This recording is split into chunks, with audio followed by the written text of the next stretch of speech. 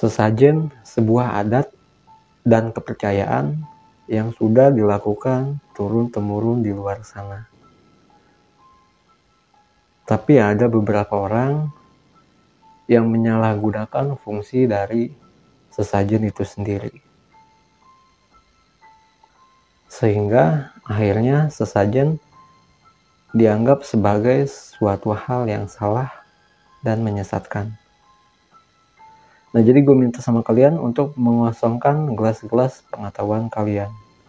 Ubah sudut pandang kalian, biar kita semua bisa mendapatkan hasil yang padat dan jelas tentang penjabaran sesajen ini. Jadi gue Jo dari tim Perjalanan Waktu, tetap saksikan video ini sampai selesai.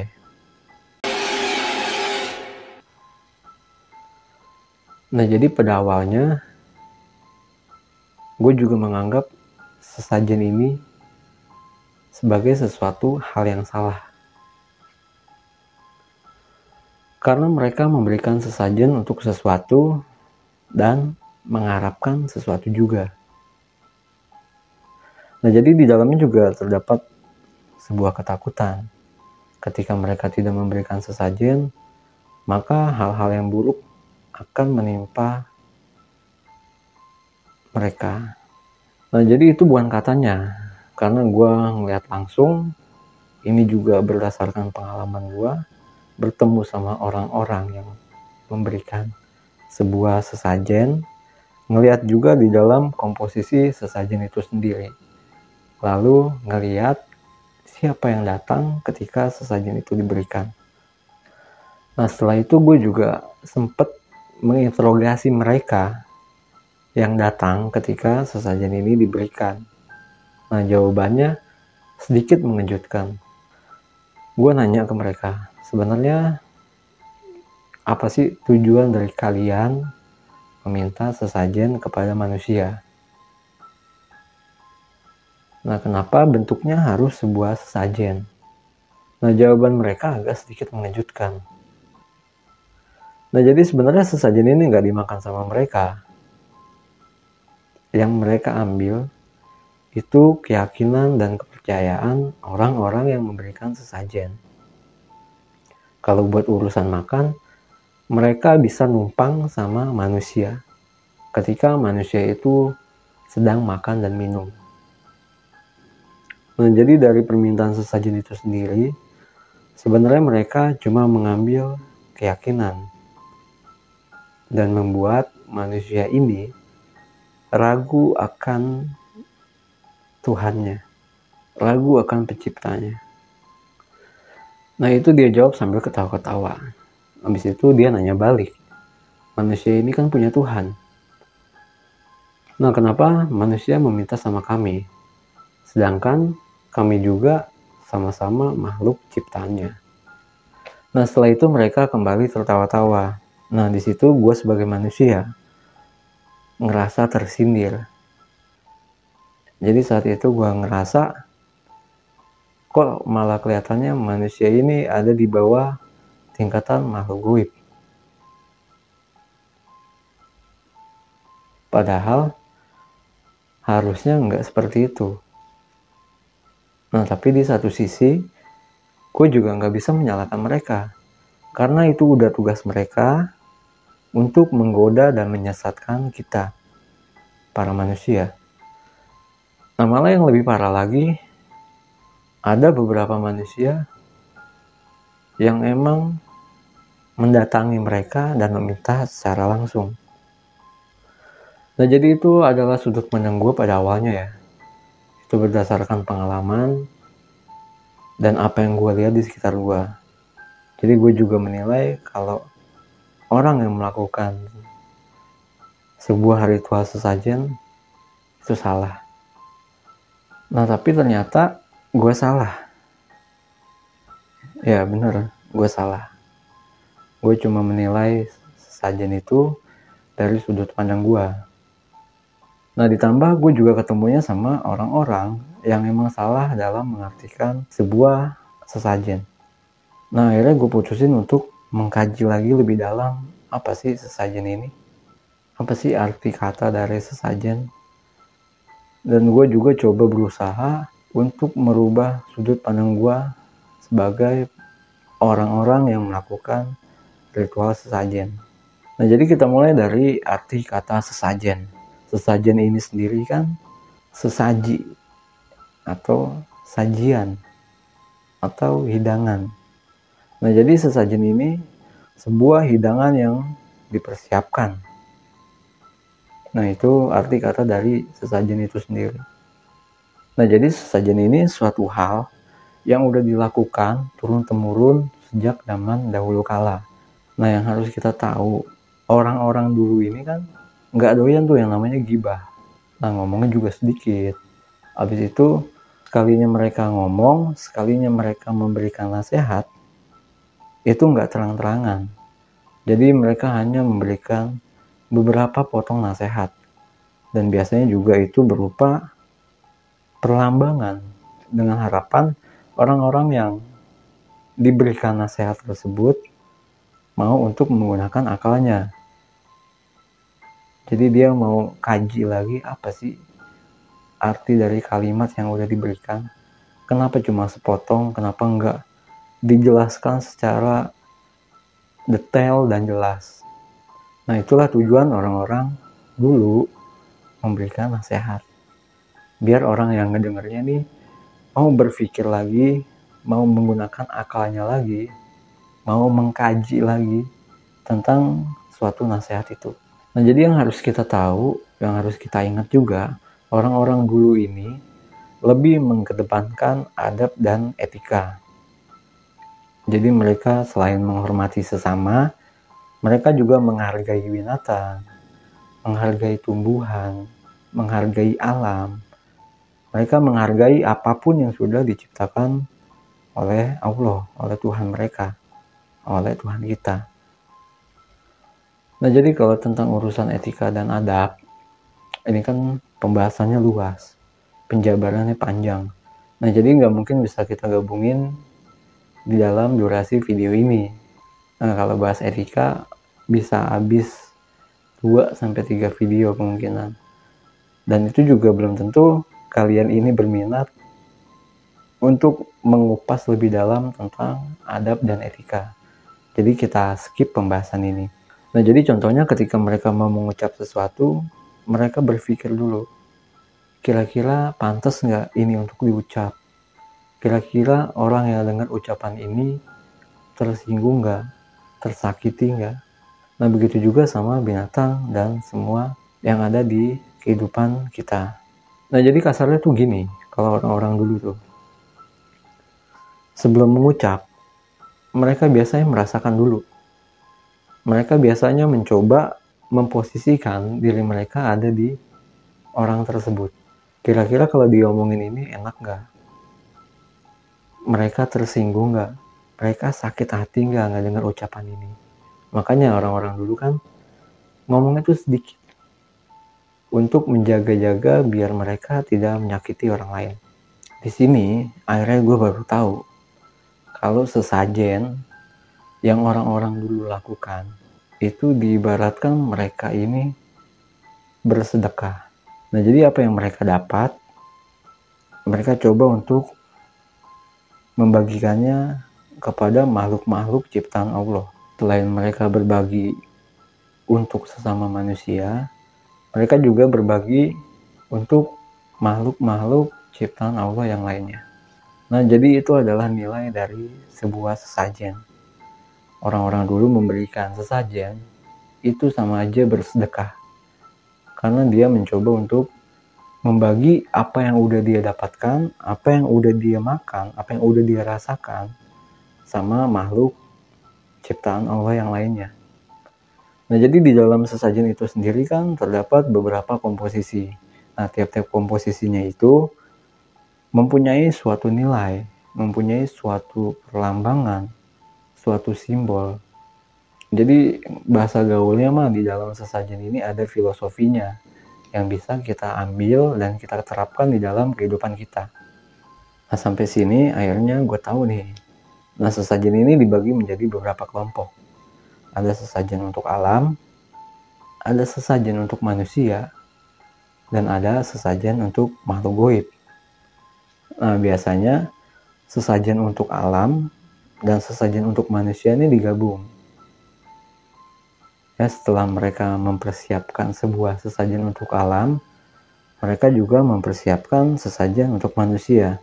Jadi ketika ritualnya udah beres nih, udah memberikan sesajen yang untuk alam, nah mereka makan nih sesajen yang untuk manusia. Mereka makan bareng-bareng. Nah, di dalam acara mereka makan bareng-bareng pun juga terdapat filosofinya. Kita harus ingat kalau orang-orang dulu tuh banyak memberikan sebuah perlambangan, sebuah simbol, biar anak cucunya nanti tuh mau berusaha untuk mencari tahu apa sih maksudnya ini, apa sih tujuannya diberikan sebuah sesajen, apa sih tujuannya kok harus makan bareng-bareng, dan lain sebagainya. Nah, jadi teman-teman, semoga sampai sini kalian udah mulai ngerti sesajen itu apa, dan sesajen ini biasanya diberikan untuk siapa. Nah, lanjut, sekarang kita bahas komposisi sesajen.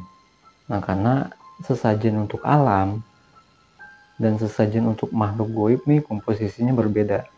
Nah, biar nanti kalau kalian di luar sana ketemu sama sebuah sesajen, kalian bisa nilai nih, sesajen ini diberikan untuk siapa? Untuk alam atau untuk makhluk goib? Nah, sekarang kita mulai dari sesajen untuk alam. Nah, biasanya tuh komposisinya cuma satu, yaitu hasil bumi. Apa yang mereka tanam, apa yang mereka petik, nah itu yang mereka coba berikan lagi untuk alam di sekitarnya. Nah, jadi contohnya begini, kalau misalnya di suatu kampung, mereka lagi masuk ke musim panen. Ya kan, mereka panen pisang, mereka panen jagung, ataupun mereka panen hasil-hasil bumi yang lainnya. Dan ternyata hasil panen mereka ini berlimpah. Hasilnya juga bagus-bagus. Nah, jadi mereka menyisihkan sebagian dari hasil panennya ini untuk diberikan lagi sebagai sesajen. Nah, jadi tujuannya mereka memberikan sesajen ini, mereka tuh bersyukur atas hasil panen yang mereka terima saat itu. Mereka bersyukur sama Allah ya. Mereka bersyukur dan mereka berniat untuk berbagi dengan makhluk Allah yang lainnya. Contohnya tuh binatang. Dengan harapan binatang-binatang yang ada di sekitar situ bisa memakan hasil panen itu. Jadi selain manusia merasakan hasilnya, mereka juga mau binatang pun juga merasakan hasilnya. Nah, yang harus kita ingat, tiap-tiap makhluk ciptaan Allah itu udah ditentukan rezekinya masing-masing. Jadi kita anggaplah rezekinya binatang-binatang itu diberikan oleh Allah lewat sebuah sesajen yang dihidangkan oleh manusia. Lebih masuk akal kan? Karena kita nggak pernah tahu datangnya sebuah rezeki itu. Rezeki bisa datang dari manapun tanpa diduga-duga dan tanpa disangka-sangka. Jadi kita anggaplah begitu ya. Kita coba untuk berpikir positif. Nah, jadi niat mereka bersyukur, mereka membuat sebuah sesajen, mereka membuat hidangan untuk diberikan kepada alam. Nah, alam ini kan luas.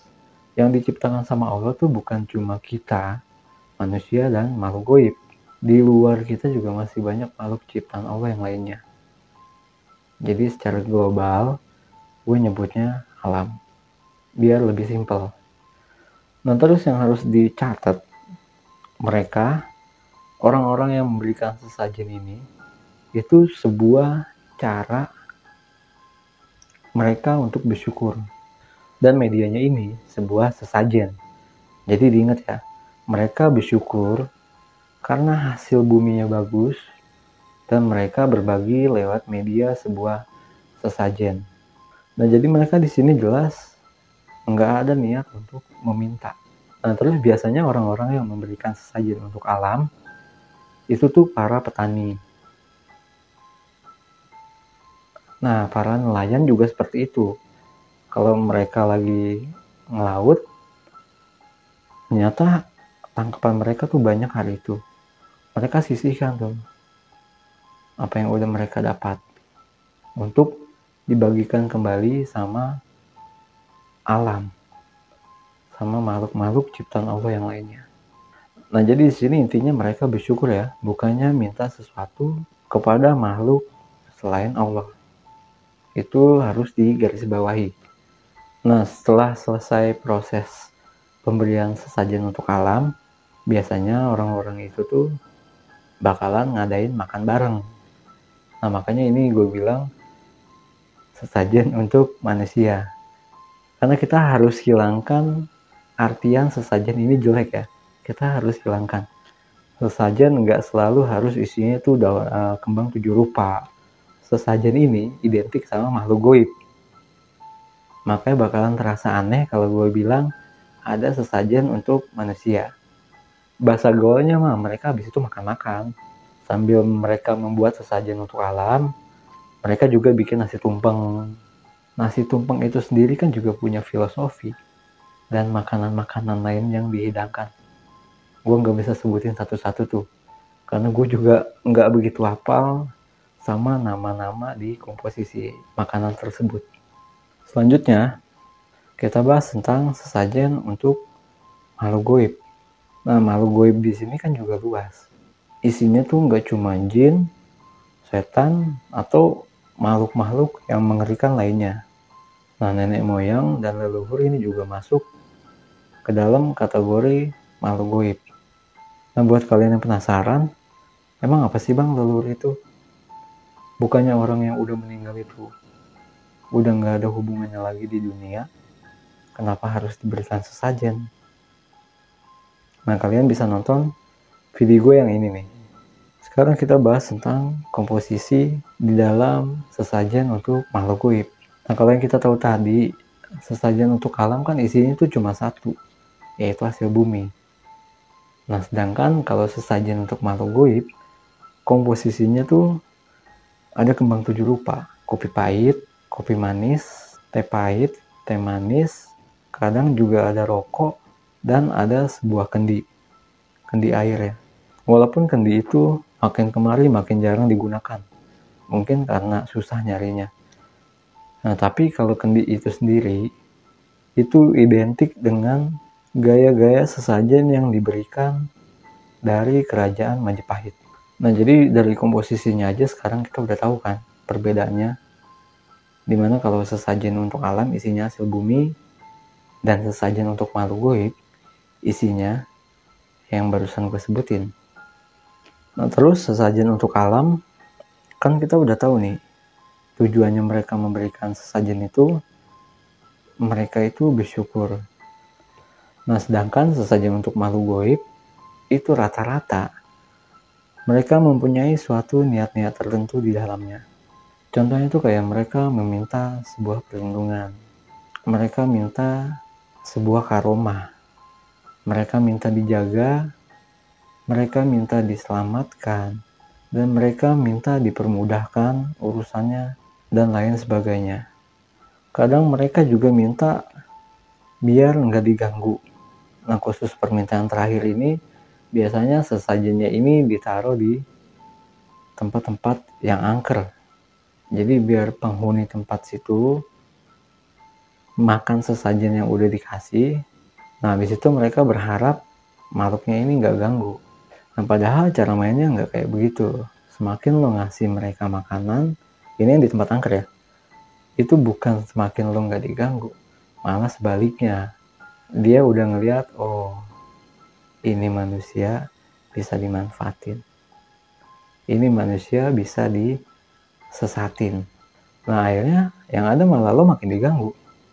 Nah, yang lebih parah lagi, ada sebagian orang mereka memberikan sesajen untuk meminta nomor yang nanti itu bakalan dipakai buat berjudi. Kelihatannya aneh kan? Tapi di luar sana banyak yang masih melakukan kegiatan tersebut. Yang memberikan sesajen versi ini, versi makhluk goib, itu biasanya deka, dukun, petapa, orang-orang sakti, orang-orang hebat. Habis itu orang-orang yang mendapatkan bisikan-bisikan atau sebuah gambaran. Nah, terus orang-orang yang berobat ke dukun.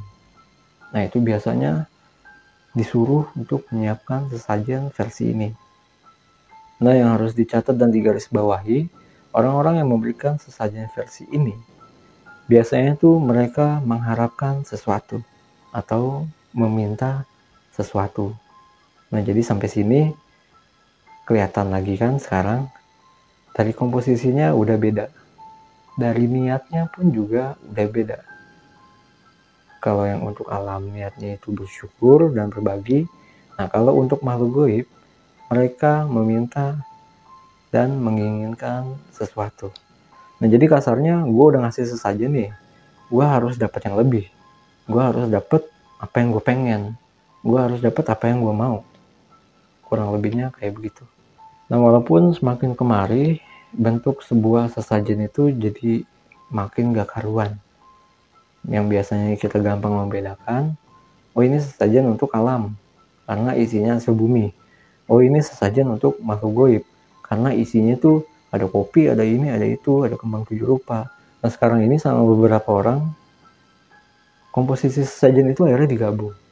Nah, kalau barangnya ini udah mulai susah dicari, sama mereka diganti sama barang-barang yang gampang buat dicari. Kayak contohnya diganti sama kue basah, kadang sama makanan bayi. Nah, jadi sampai sini semoga kalian udah lebih ngerti dan lebih paham tentang sesajen yang lagi kita bahas. Nah, di dalam Al-Quran sendiri nggak dijelaskan secara detail tentang ritual sebuah sesajen. Tapi yang harus kita ingat, meminta sesuatu maupun sebuah perlindungan kepada makhluk yang lainnya selain Allah, itu adalah sebuah dosa besar. Nah, sekarang kita bahas sedikit tentang video yang lagi booming. Seorang relawan menendang sebuah sesajen di tempat bekas terjadinya sebuah bencana alam. Nah, jadi kurang lebih ini yang membuat Allah murka sambil menunjuk ke arah sesajen. Nah, padahal yang gue lihat saat itu, sesajen yang diberikan komposisinya tuh hasil bumi. Karena di situ ada pisang, ada tepung beras, dan ada bahan-bahan yang lainnya. Nah, sekarang pertanyaan gue, dia tahu dari mana kalau Allah itu murka karena sebuah sesajen? Nah, terus relawan itu tahu nggak sesajen yang dia buang, yang dia tunjuk, itu untuk siapa? Untuk makhluk goib kah? Atau untuk alam? Nah, terus kenapa dia mengkambing hitamkan sesajen atas bencana alam yang terjadi di tempat itu? Nah, terus emangnya relawan itu orang yang paling dekat sama Allah, sampai dia tahu kalau itu salah satu hal yang membuat Allah murka. Nah, terus relawan ini sadar nggak kalau di dunia ini isinya tuh nggak cuma Islam, ada banyak keyakinan, ada banyak kepercayaan di luar sana. Seperti di tempat itu kita tahu sendiri ada suku Tengger yang emang budayanya, adatnya sering memberikan sebuah sesajen. Kira-kira relawan itu mikir nggak kalau kalimat yang diucapannya itu bisa menyakiti orang lain? Nah, di mana adab dan etika orang tersebut? Nah, dari awal adanya channel ini, tiap-tiap videonya juga gue selalu berusaha untuk memberikan suatu hal yang positif. Nah, kita ambil contoh bencana alam yang lagi kejadian. Di situ nggak cuma ada Islam, ada banyak agama yang lainnya. Yang jadi relawan pun juga bukan cuma orang Islam aja. Suku Tengger pun juga ikut membantu dalam pencarian korban bencana alam. Nah, cara mereka membantu pun juga berbeda-beda. Karena balik lagi, keyakinan dan kepercayaan mereka berbeda. Oke, kalau kita Muslim, berdoa, terus berusaha. Nah, tapi kan kita nggak tahu nih, keyakinan yang lainnya, kepercayaan yang lainnya, itu cara ibadahnya seperti apa. cara media mereka berdoa seperti apa. Ya kalau misalnya suku Tengger ikut membantu dalam mencari korban bencana alam, terus dia memberikan sebuah sesajen dengan tujuan agar para relawan, para orang-orang yang ikut membantu mencari korban bencana alam itu dijaga, diselamatkan, dan hal-hal positif yang lainnya. Menurut gue nggak masalah. Toh itu kan cara mereka. Itu keyakinan mereka. Itu kepercayaan mereka. Jadi kita nggak ada hak untuk memvonis suatu hal itu salah. Kalau kita belum tahu apa sih tujuan adanya hal tersebut. Nah, jadi harusnya sebelum kita menghujat sesuatu, kita harus sadar kalau kita ini manusia. Kita diciptakan. Kita bukan menciptakan. Jadi kita selalu mempunyai sebuah batasan. Nah, batasan manusia itu sendiri, menurut gua ya, ini menurut gua, kita hanya boleh memberikan suatu nasihat, memberikan suatu masukan. Tapi kita nggak bisa untuk memaksakan orang tersebut, orang lain, untuk mengikuti apa yang kita yakini. Nah, itu batasan kita. Karena yang bisa mengubah dan membulak-balikan hati, itu cuma Allah yang bisa. Nah, jadi kita harus tahu dan harus sadar tentang batasan manusia. Nah, jadi kalau menurut gua, hidup nih harusnya dibawa simpel. Nah, sifat dasar manusia ini kan baik. Apapun yang mereka lakukan, apapun yang mereka yakini, apapun yang mereka jalani, selama nggak merubah sifat dasar manusia, selama dia tetap jadi manusia yang baik, ya nggak perlu diganggu, nggak perlu dicari kesalahan manusia itu. Karena belum tentu apa yang kita lakukan itu juga benar. Nah, jadi gue cerita dikit.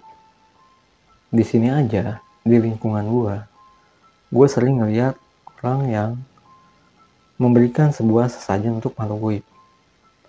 Nah, bahkan mereka terang-terangan bilang, mereka memberikan sesajen itu agar mendapatkan sesuatu. Nah, tapi di sini gue kan nggak memaki, nggak menghujat, ataupun hal-hal aneh lainnya. Nah, jadi gue cuma memberikan saran plus sama minusnya suatu kejadian. Kalau lo melakukan ini, ntar efeknya begini. Kalau lo melakukan ini, ntar efeknya begini. Nah, jadi kan mereka punya dua pilihan tuh. Nah, biar kalau yang tadi mereka nggak tahu kan jadinya tahu tuh. Akhirnya bisa memutuskan mereka mau ambil jalan yang mana. Udah. Nah, harusnya batasan kita cuma segitu aja.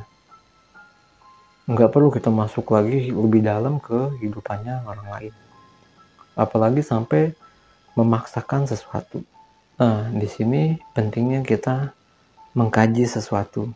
Nah, makanya di awal video gue minta sama kalian untuk mengkosongkan gelas-gelas pengetahuan kalian. Jadi biar kalian mau menerima, mau melihat perbedaan, dan mau melihat dari sudut pandang yang lain. Nah, kalau kalian datang ke channel ini, ke video ini, tapi dengan gelas pengetahuan yang penuh, itu nggak bakalan dapat apa-apa. Karena kita udah yakin dengan pengetahuan yang kita tahu, dan kita menganggap pengetahuan yang lain itu salah. Nah, yang ada akhirnya debat kusir, debat nggak selesai-selesai. Bukannya mendapatkan sebuah pemahaman dan pengetahuan yang baru. Nah, terakhir, mentor gua pernah ngasih pesan. Isinya itu kayak begini. Kalau beliau lebih menghormati orang yang beretika dan beradab daripada orang yang berilmu. Karena kalau ilmu, manusia itu belum ada apa-apanya dibandingkan sama iblis. Nah, gue Jo, terima kasih udah nonton video ini sampai selesai. Assalamualaikum warahmatullahi wabarakatuh.